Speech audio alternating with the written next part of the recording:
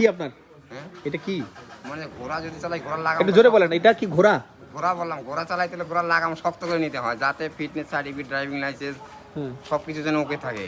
মানে আপনার কাছে এটা ঘোড়া মনে হয়। হ্যাঁ ঘোড়া ঘোড়া চালাইলে লাগাম শক্ত করে নিতে হবে না। তাহলে আপনি কি কি শক্ত করছেন এখানে? হ্যাঁ আমার ফিটনেস সার্টিফিকেট, ড্রাইভিং লাইসেন্স সবকিছু আছে ওকে। তাই ড্রাইভিং লাইসেন্স আছে, মানে গাড়ি সব আছে, সব আছে। নাম্বার প্লেট আছে, অ্যানালগ ছিল ডিজিটাল করছি।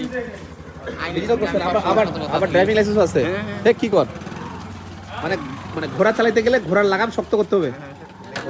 লাগামের সাথে আর কি রেইনটা টানতে হবে শক্ত করে।